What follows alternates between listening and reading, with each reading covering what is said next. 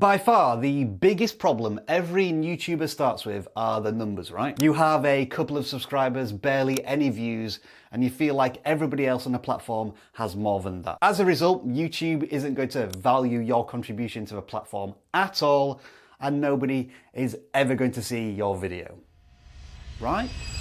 Well, let me introduce you to a little thing called irony, where I open up YouTube and on the homepage, the first thing I see is a 3-day-old video with just 169 views titled YouTube is pushing small channels in 2025 from a channel with 91 subscribers.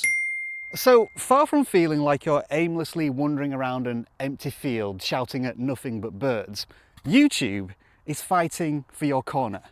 But the question is, why are they doing this? And more importantly, why did I think this was a good idea? Because the lighting is terrible and I'm bloody freezing. And then, half an hour later, when I come to edit this part of the video, not even wearing my glasses, am I? Waste of my bloody time. And now I'm too hot. Let's take the animated cartoon The Simpsons as an example. It has been running for 35 years, over 750 episodes. But let me ask you this, who used to watch it but doesn't now? I watched it for 10 years. And then I got bored and moved on to Family Guy, South Park, American Dad. But I've got bored of all of them now too. I don't know, maybe in 2025, they're all great, but my tastes have changed and I want something fresh and new. And that, importantly, is what the YouTube algorithm also understands. We do believe that there's a lot of opportunity there with new creators coming along with new ideas all the time, and we want to help those creators be successful. We really want to make sure that there is a path for new creators to get started. It's a metric we track, how many new creators are succeeding on the platform. So imagine for a second if Fox had stuck to their guns, they continued to rely only on the Simpsons animated cartoon and not invested in any new content for their network. Over time, they'd lose their competitive edge, right? And it's the same principle for YouTube. The algorithm must invest in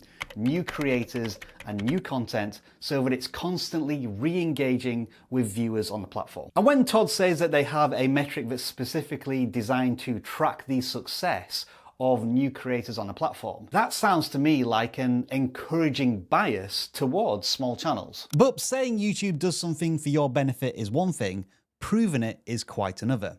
Maybe it was just a fluke that this video appeared on my homepage.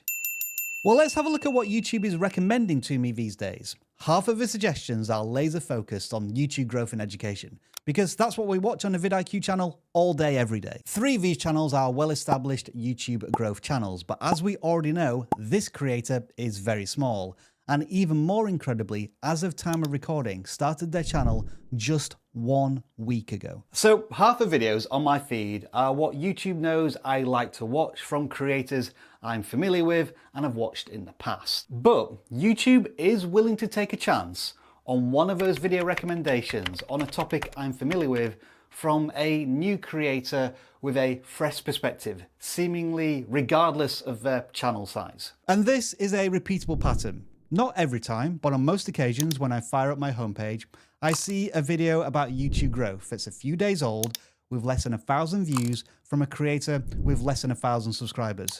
Sometimes a lot less than that. I mean, look at this. 30 views on a video in 2 days from a channel with 29 subscribers. That might be a record low. So why is YouTube recommending all of these videos? Well, the answer is simple. These creators have earned the right to be recommended. Through my watch history, YouTube knows what I'm interested in. And these creators are coming up with topics and ideas that the algorithm knows to recommend because I may want to watch them. But I will confess that each of these small creators have a common problem: social proof. When a video doesn't have many views, can it be credible and trustworthy in the eyes of a viewer? Well, the only way to solve that is to hide view counts on all videos. And nobody likes that idea, do they?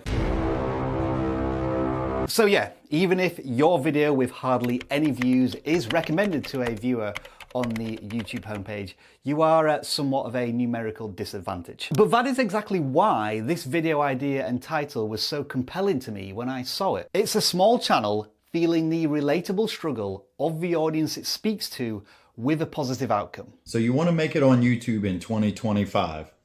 Why haven't you? It made me click, and I feel as if it's already cliche to say this, but I love the authenticity. And this next point may be the most important one of this entire video. This creator knows their topic, their audience, and the value they want to consistently deliver to them. It is no surprise that if you make a video about YouTube growth and I, the viewer, watch it, and then a new video comes out from that creator on the same topic, I, the viewer, are much more inclined to watch again. I do understand that sometimes you get frustrated with us when we continually bang on about this philosophy of YouTube consistency, but this is one of the most powerful forms of it. And I can demonstrate where inconsistency can potentially set you down the wrong path. Remember this video from earlier that was recommended to me? Well, as valuable as this video might be, the rest of the channel doesn't seem to relate to YouTube growth at all. It's much more in line with a fitness journey. But this video is picking up traction now. So what happens if a creator goes back to their gym and fitness videos?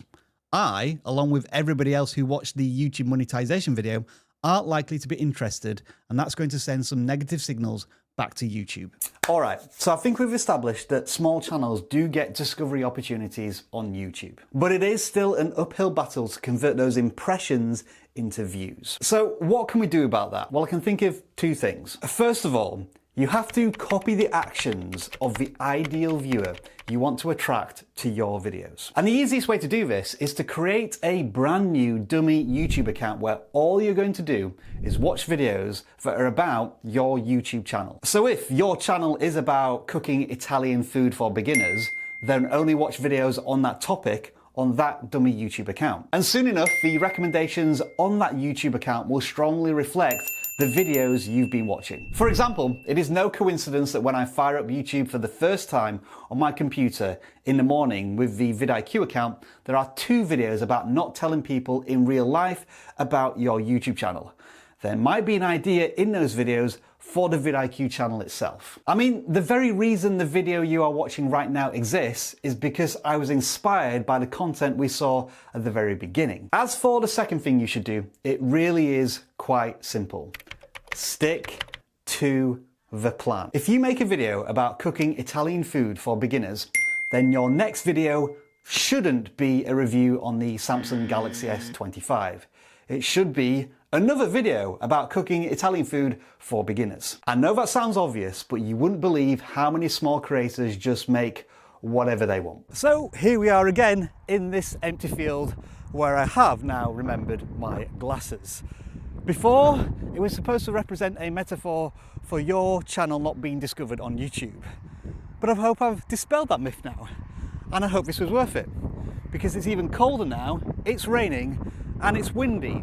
So I think that might ruin the audio. However, I did need a pointless scene to get this video over 8 minutes.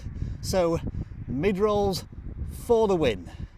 There might be a video up there for you to watch, if I remember to put one there. On location shooting is an absolute misery. Can I go home yet?